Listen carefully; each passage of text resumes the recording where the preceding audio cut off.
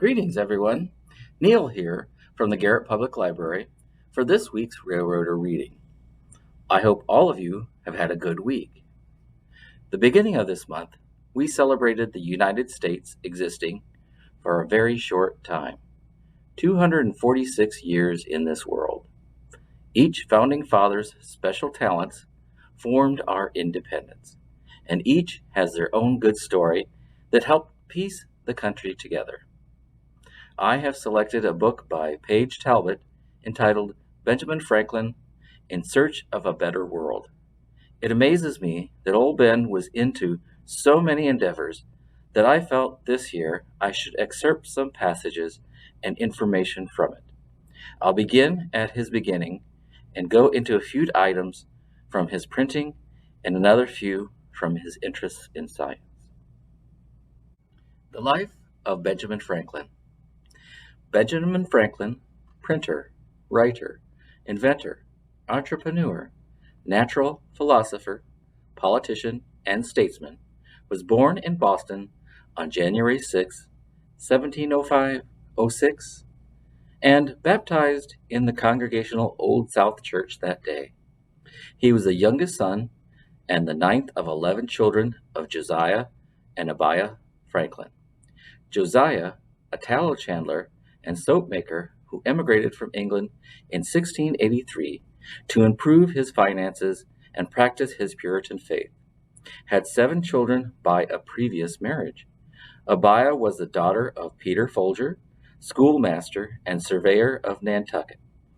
Franklin's father intended for him to become a minister, and so sent him to the Boston Grammar School, which offered the traditional Latin education. After 1 year, Josiah reconsidered, perhaps because he could hardly afford it, and the next year sent Benjamin to a school that taught English and mathematics. At about age 9 or 10, Franklin began working for his father, but he disliked the trade and wished to become a sailor. In 1718, Josiah apprenticed the 12-year-old Franklin to his 21-year-old brother James, who had just opened up a printing shop in Boston.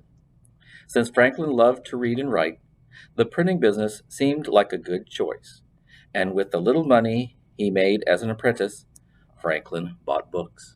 In 1721, James Franklin started the New England Courant, America's earliest anti-establishment newspaper.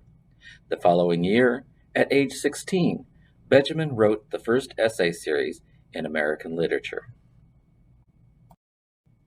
In June of 1728, Ben Franklin left employ from Samuel Keimer's print shop and set up with Hugh Meredith a new shop.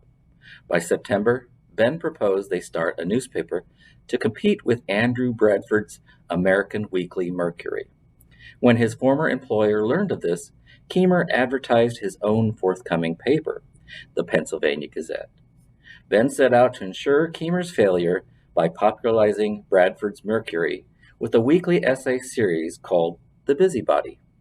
By the fall of 1729, Keimer's failing Pennsylvania Gazette was bought by Franklin and Meredith. Benjamin Franklin's science. Benjamin Franklin had extraordinary curiosity and a lifelong interest in natural philosophy, or science, because it gave him pleasure to understand the laws of nature, and because he thought that advances in science could lead to practical benefits for humankind. He created and disseminated new knowledge all his life, and he encouraged others to do the same. Franklin's many scientific contributions were in areas as diverse as health and medicine, geology, weather, oceanography, and electricity, and he invented or promoted practical devices ranging from the flexible catheter to bifocals to the lightning rod. Eventually, Franklin's reputation as a natural philosopher helped him in the diplomatic arena as well. Benjamin Franklin was very interested in health, and he wrote often on that topic. As Franklin grew older, his eyesight worsened, and eventually he needed glasses. In 1785, he described why and how he invented bifocal lenses. I imagine it will be found pretty generally true that the same convexity of glass through which a man sees clearest and best at the distance proper for reading, is not the best for greater distances. I therefore had formerly 2 pairs of spectacles, which I shifted occasionally, as in traveling I sometimes read, and often wanted to regard the prospects. Finding this change troublesome, and not always sufficiently ready, I had the glasses cut, and half of each kind associated in the same circle. Thus, by this means, as I wear my spectacles constantly, I have only to move my eyes up or down, as I want to see distinctly far or near, the proper glasses being always ready. The next selection, I'll go back to the introduction by Walter Isaacson. What Benjamin Franklin means for our times. What leadership lessons can we learn from our founders? What qualities and personality traits make a leader great? There is not, I think, one answer. What made the era of the founders so successful was that there was a group of leaders who each had different talents and who together complemented one another. It was critical to have someone like George Washington, who was revered by all and could command authority. He also needed men like John Adams and his cousin Samuel, who were unflinching and unbending, and uncompromising in pursuit of principle. Then, too, we needed bright young philosophers like Thomas Jefferson and James Madison. But equally important, the borning nation needed a Benjamin Franklin, someone who was sage yet sensible, and very pragmatic, who could bring people together and calm their passions, who could understand that it was possible to uphold core values while also seeking to find common ground with others. Indeed, these are the traits, I think, that account for Franklin's recurring popularity in times of social discord and strife. He enjoyed a brief vogue, for example, during the Depression, when Carl Van Doren wrote the masterful biography of his life and I. Bernard Cohen exalted the practical and pragmatic nature of his science, and as Franklin nears his 300th birthday, after a decade of rising divisiveness in politics and the media, almost a dozen new books celebrate him as a voice of reason and moderation. Each new age can relate to him because more than any other, he is the founding father who winks at us. Washington's colleagues found it hard to imagine touching the austere general on the shoulder, and we would find the idea even more unthinkable today. Jefferson and Adams are just as intimidating, but Ben Franklin, that ambitious urban entrepreneur, seems made of flesh rather than marble, addressable by nickname.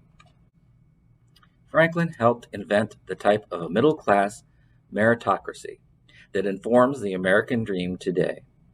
Jefferson's idea of a meritocracy, expressed in his founding documents for the University of Virginia, was to take the cream naturally talented young men and elevate them from the masses to become part of a new natural aristocracy. But Franklin, though he loved young Jefferson, had a less elitist ideal. In his document launching the academy that became the University of Pennsylvania, he talked of helping all aspiring and diligent young men, alas, not women, from any stratum or of any natural endowment. For he felt that society was helped by elevating people from all levels who strove to improve themselves. He believed in a new political order in which rights and power would be based not on the happenstance of heritage, but on merit, virtue, and hard work. When it came time for a declaration to be written explaining why the colonies had asserted their independence, the Continental Congress appointed a committee to draft it, perhaps the last time Congress created a good committee. It included, among others, Thomas Jefferson, Benjamin Franklin, and John Adams. They were clear in their first sentence about the purpose of declaration. A decent respect to the opinions of mankind required the signers to explain their actions. It was, in short, a propaganda document, or to put it more politely, a piece of public diplomacy designed to enlist others to their cause. In order to transform a document into a nation, America had to enlist France on its side in the Revolution. Even back then, the French were a bit of a handful. So Congress sent old Dr. Franklin, then in his 70s, to woo them. He wrote wonderful memos explaining why joining the Americans' cause was in the interest of France. But then he did something unusual. He began appealing to France's ideals as well.